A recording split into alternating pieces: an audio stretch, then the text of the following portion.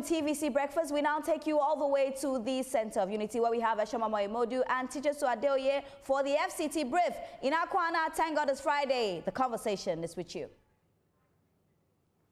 Thank you so much, Ria. Indeed, thank God it's Friday, and again we're here again, not to close off yet, but to give you what we have for you today. We're discussing renewable energy, and I'm sure that a lot of Nigerians are interested in this topic. So sit back, relax, while we take you on that journey in the next 30 minutes. Yeah, good morning, Nigerians. You need to understand that life is good, life is short. Just take it easy, don't allow any stress. Thank God it's Friday. You're sounding like a motivational speaker today. Well, let's go into what we have for you today. Good morning, everyone, and welcome to FCT Brief. Nigeria is turning a decisive corner into its energy journey, opening new pathways for investments in alternative energy solutions at a time when power stability remains central to economic growth and national development. With rising demand, persistent grid challenges, and the global shift towards cleaner energy, the country is positioning itself as a viable hub for renewable innovation, inviting both local and international investors to tap into its vast solar, wind, and hydro potential. From policy reforms to public-private partnerships, the push for alternative energy is not just about bridging the electricity gap, but also about driving sustainability, job creation, and industrial expansion. As stakeholders explore the opportunities and confront the realities of financing, infrastructure, and regulation, the big question remains: can Nigeria translate ambition into measurable, lasting impact? Now, to unpack these issues and more, we are joined this morning by Dr. Michael David, a renewable energy advocate, who will provide expert insights into the opportunities, challenges, and the road ahead for Nigeria's alternative energy investment landscape. It's nice to have you here this morning. Thank you for having me. All right. Globally, there is a huge billions of dollars being spent on renewable energy. How much of this fund has Nigeria been able to capture? And what exact structural reforms do we need to put in place so that, even if we are transitioning into renewable energy, we can also tap into the global funding to expand our capacity? Yes, as a matter of fact, Nigeria has not benefited in terms of exporting solar panels as it is, or other renewable energy products as such. I think the best we have done is to export lithium in its unrefined form, for it to be processed and sent back to us. Data from NBS shows that in 2025 alone, we imported over 2.9 solar panels into the country. As a matter of fact, solar panel is among the top 4, imports that we currently have. And if you check out the cost, over $400 billion, billion that we are spending just to import solar panels. So, but if you look at what we have, I'm not looking at just the energy challenge we have, which is a big issue. And the question is, why are we importing those large quantities of solar panels? Is to bridge the gap, right? If you go around now and check, nearly every other house will have 1 or 2 solar panels on their roof, include them. I'm sure you also have a solar backup in your houses as well. I'm yet to. But the fact of the matter is that we have this huge potential. The raw material for producing solar panels is silica, basically sharp sand. And data have shown that nearly 25 states have this in abundance. Ondo State, for example, have it in its purest form, nearly 95% pure. So when we see that companies are already thinking of coming to Nigeria to take advantage of this huge opportunity, to begin to produce solar panels here, it's a thing of joy, personally, to me. Because, last year when the Minister of Science and Tech, came out to state that Nigeria was planning to ban solar panel imports. And a few of us asked, why are we banning what we don't have? And why are we banning what we will call a lifeline, considering the energy situation in the country at the moment, considering the Iran war. I don't want to talk about it, but the impact of that on energy in the country. Exactly. Yes, I mean, our capacity at the moment, we are doing between 6,000, 5,000 megawatts. But actually, we do over 30,000 megawatts because of the so many generators we have. Now, how many people can now afford, that fuel to power their generators? So, and I did a very basic maths.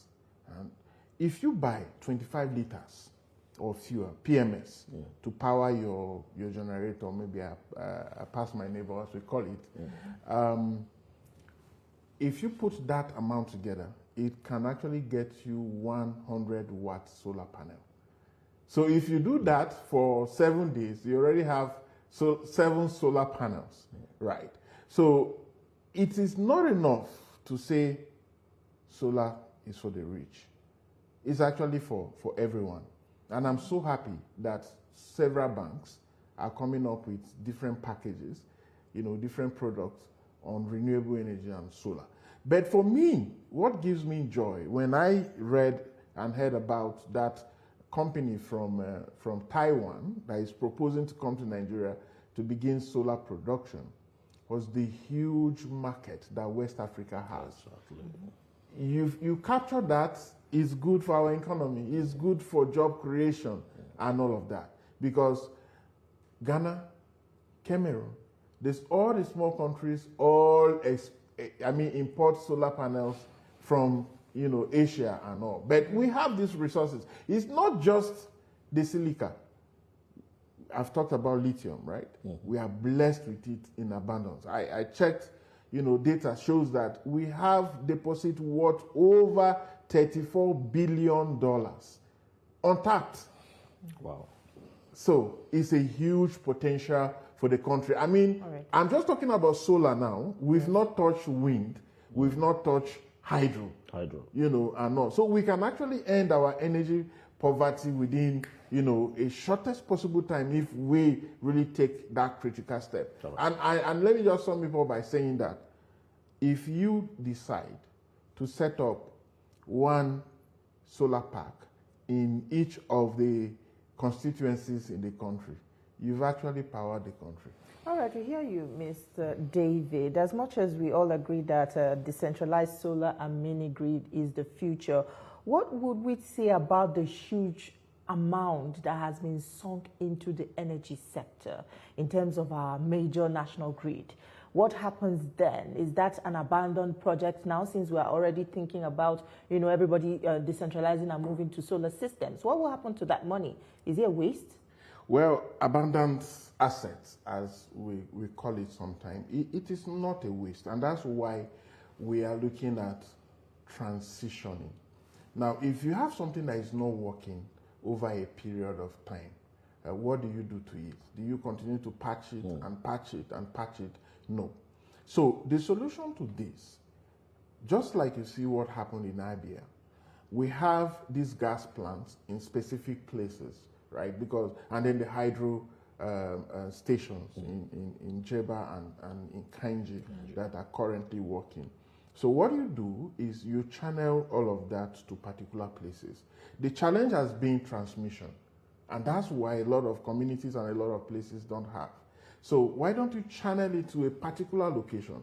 So at the moment, you have industrial areas, industrial complexes that require, large quantity, megawatts to produce. Now, in other places where you cannot transmit what you're generating all the way from River State to Kano, and all, you can look at the energy loss and all of those. So how about a mini solar farm in those places? This is what energy transition is. And we should take advantage of it. That's what I'm saying. First is for our own energy independence. And I call it independence carefully, because it will appear that there have been some attempts to ensure that we remain in darkness, so that some people will continue to profit from the suffering and the darkness that currently is. It is not just in Nigeria. Is in West Africa as well. Sometimes I think and reflect, if Nigeria don't have power, as we're struggling with it, we are still exporting to Togo, right? They are still begging us like, hey, we need more, to Niger and not some of these other countries. So with what we have, I call it energy from heaven, the sunlight, especially around the north, we can actually power. And one of the best gifts that the present administration has given to us is the Electricity Act of 2023. Yeah. Okay, Electricity Act of 2023. Earlier you talked about the hydro, you've talked extensively on this solar.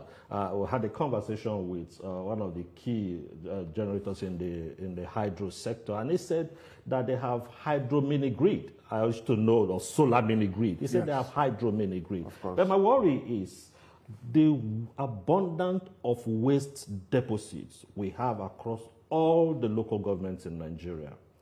All the states. You have the Olusoso in Lagos, you have, I think, Ido, and you have in several states and major cities, you have waste deposits.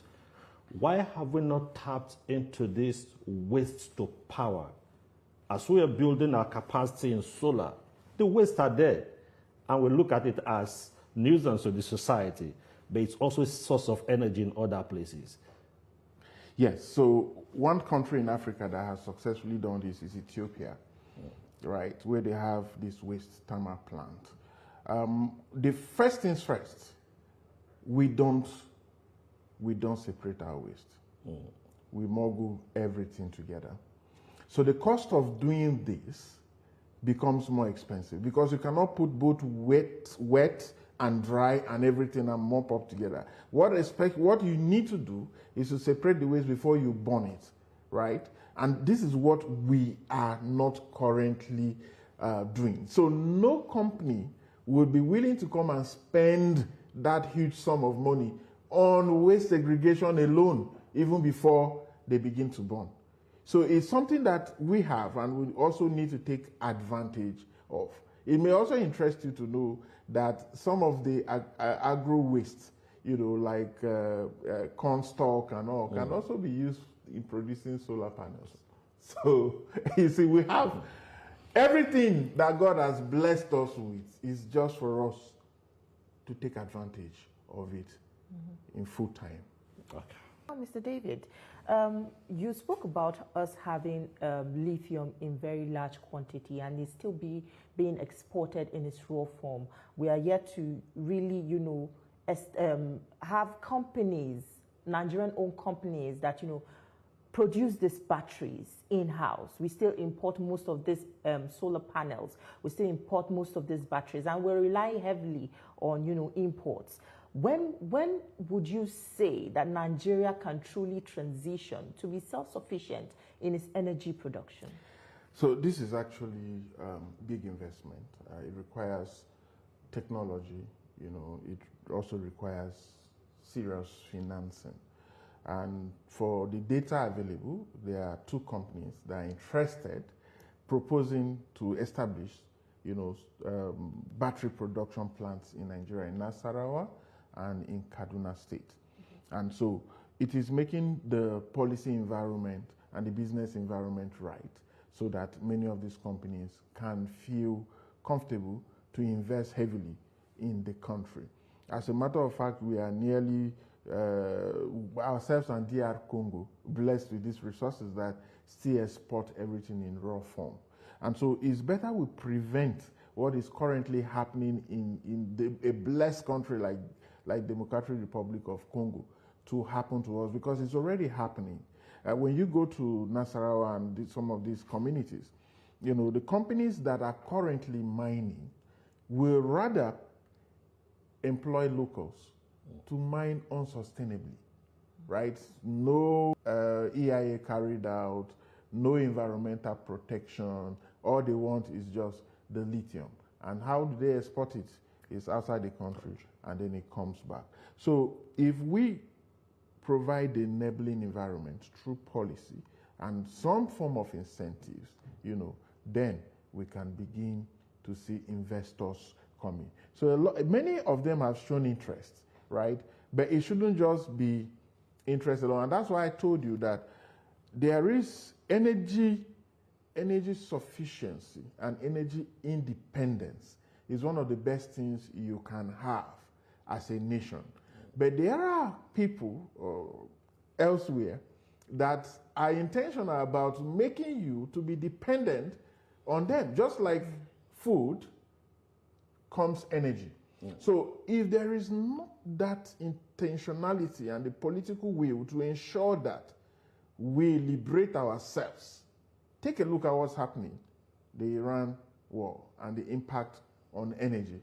PIM, look at the price. We are all suffering.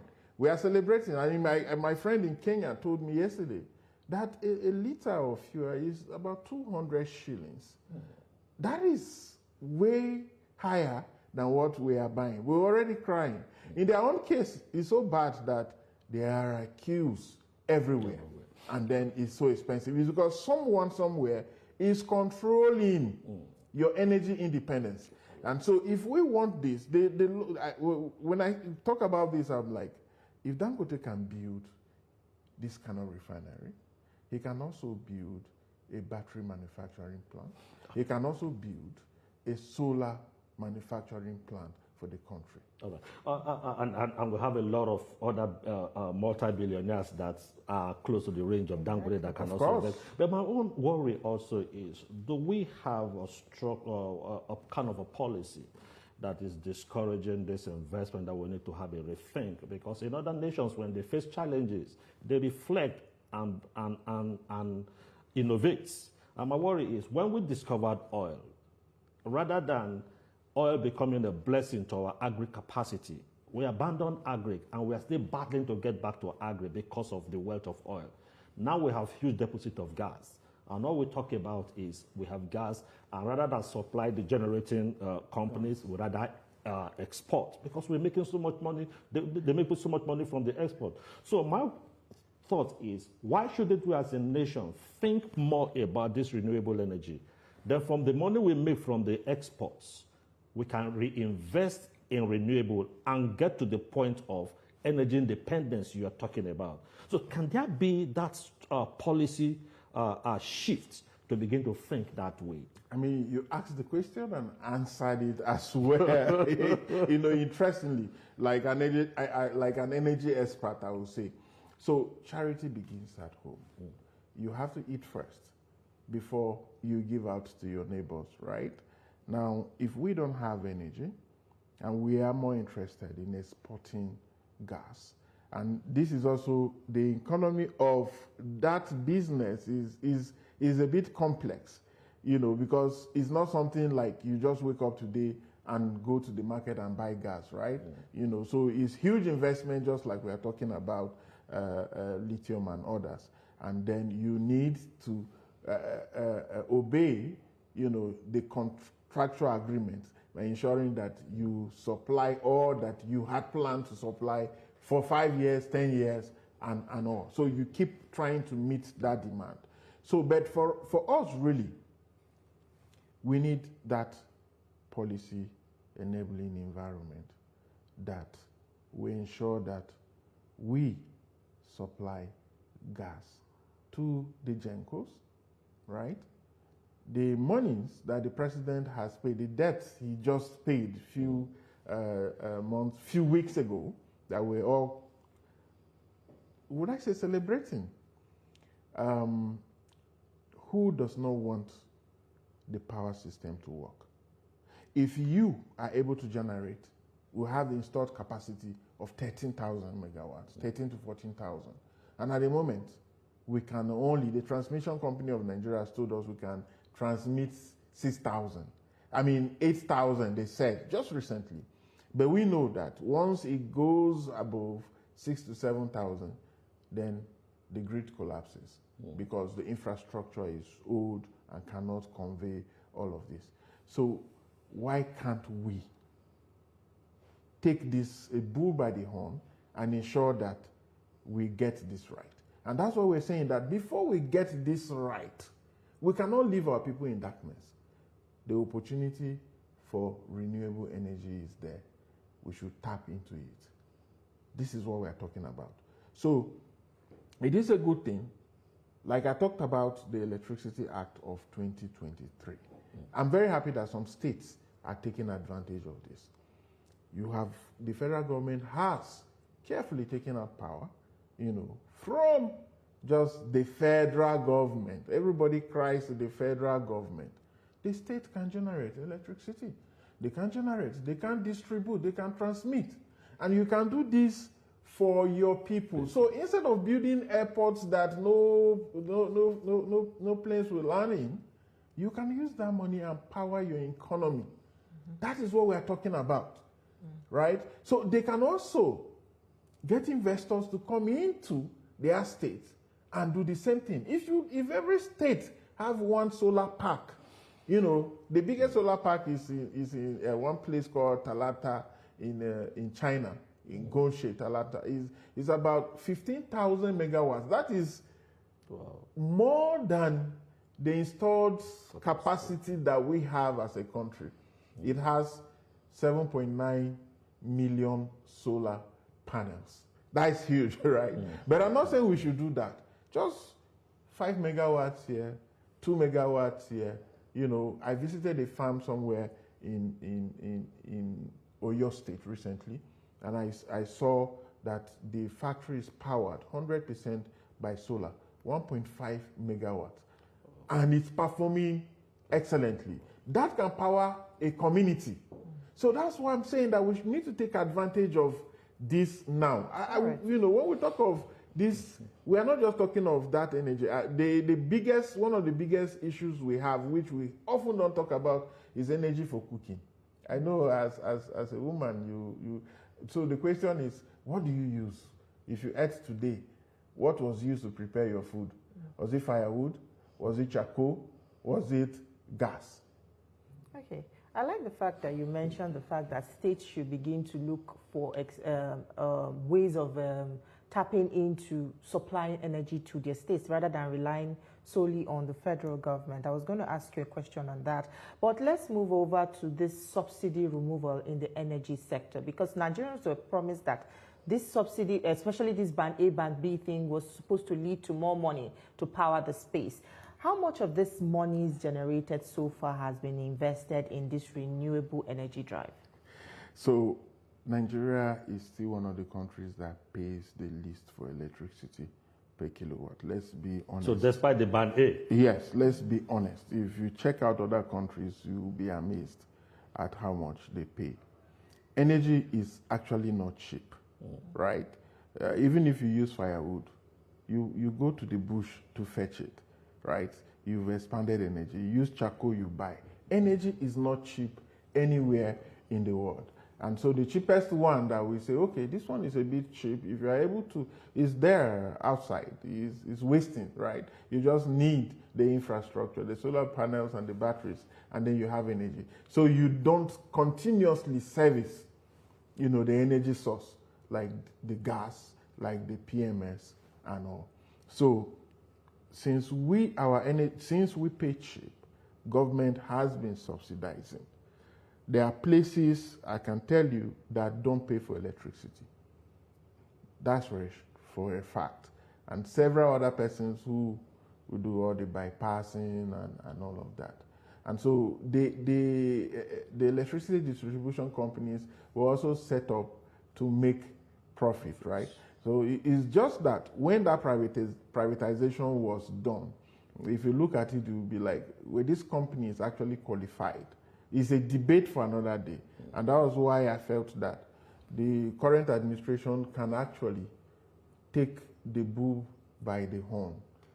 If there was a way to cancel that privatization, it could be done. I mean, some people will call for my head now, but that is a fact, that companies that were not qualified have the technical, knowledge and the resources to manage companies like that, got it.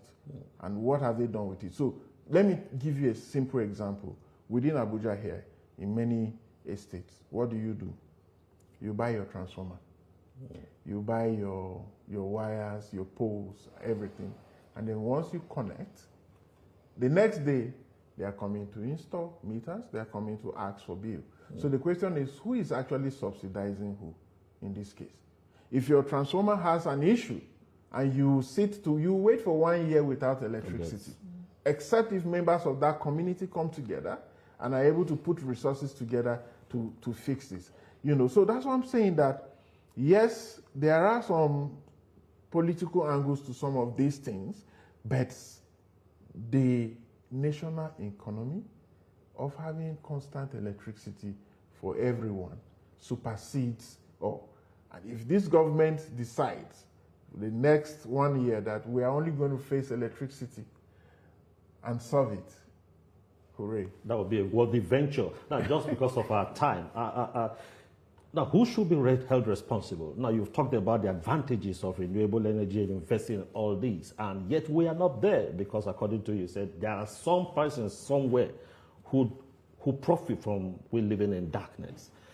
Now, what can be done? Because this government has showed a lot of seriousness in fixing the energy crisis. So, what else can the government do?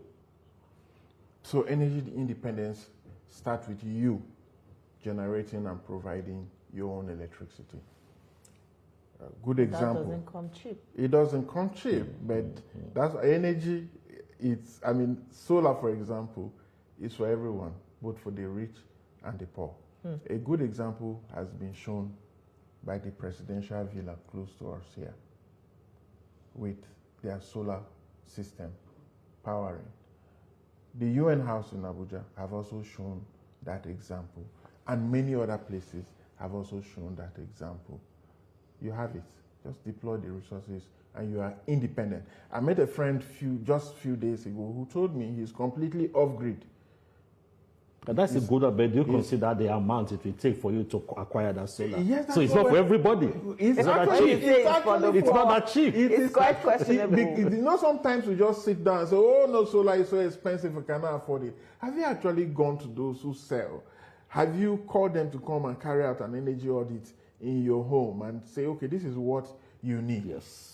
That is what we need to do. So would you also say that huge. Landlords should begin to, explore that option of actually providing those kind of provisions when it comes to, offering rent and all of that? Why not? It's possible. There are places where fences, the walls of fence are solar panels. The roofing sheets are also solar panels. So the opportunity is so huge for us because this is a new industry, right? Every time, every generation, something comes up. It first started with what? Coal. Slowly, the world is leaving coal behind, right? We moved to crude oil and gas.